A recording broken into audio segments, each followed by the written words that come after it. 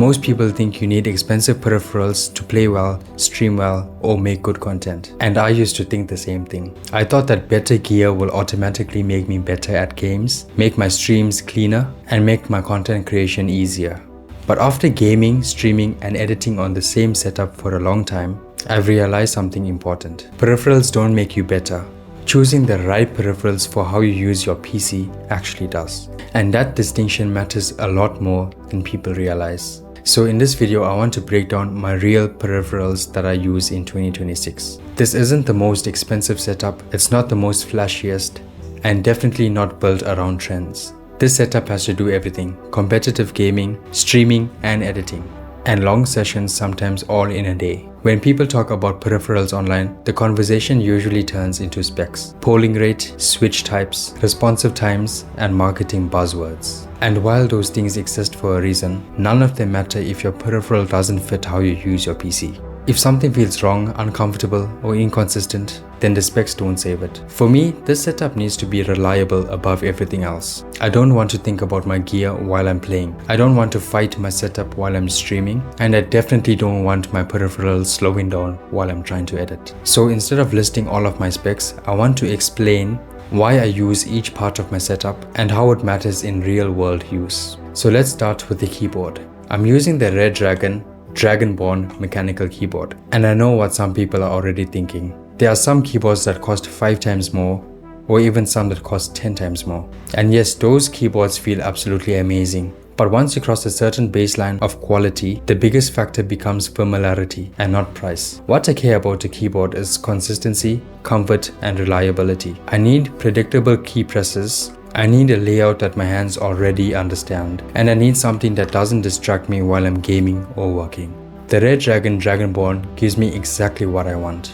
For gaming, the key presses are consistent, no missed inputs, no weird actuation points, and definitely no surprises.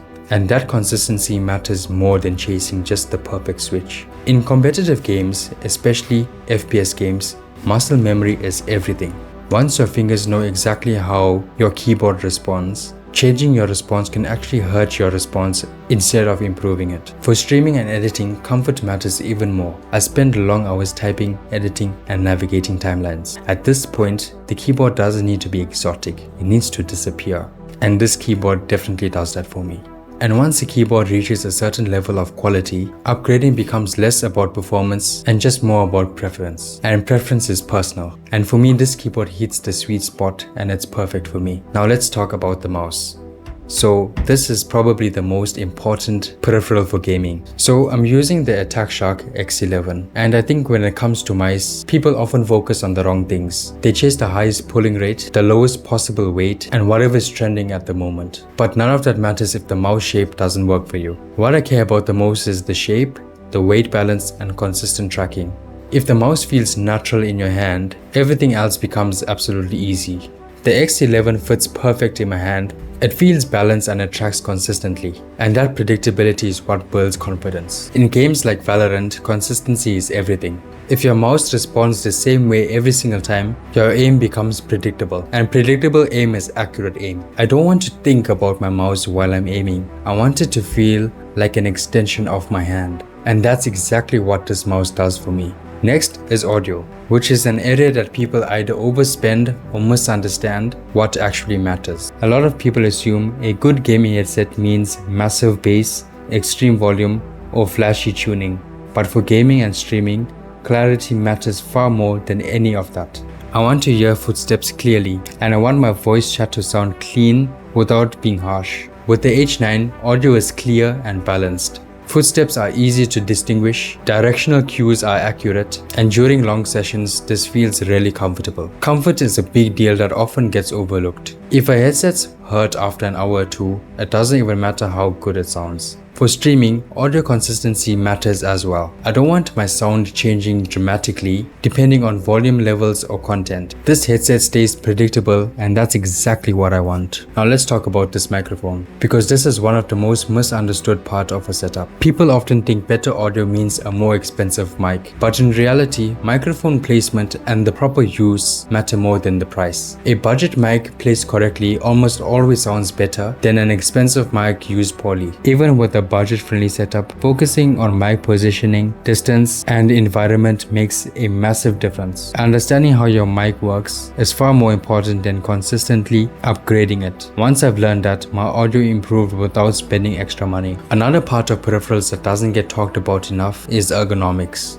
If your setup forces bad posture, wrist strain, or shoulder tension, your performance will drop over time. It doesn't matter how good your gear is if your body can't keep up. Mouse space, wrist angle, desk height, and chair positioning all play a role in how long you can comfortably play or work. The interesting part is that most ergonomic improvements don't cost any money at all. Small adjustments can make a massive difference, and those changes often improve performance more than buying new gear ever could. After using the setup for gaming, streaming, and editing, the biggest lesson I've learned is that upgrades don't automatically fix problems. Habits do. If your aim is inconsistent, it's not always your mouse. If your stream sounds bad, it's not always your mic. If your setup feels uncomfortable, it's not always your peripherals. Sometimes the issue is how you're actually using them. Understanding why something works is more valuable than constantly replacing it. So this isn't the best peripheral setup in the world, but it's definitely the best setup for me right now. And that's what I think people should focus on more. Instead of chasing trends or price tags, focus on comfort, consistency, and usability. Build a setup that supports how you actually use your PC, not what the internet tells you what's best.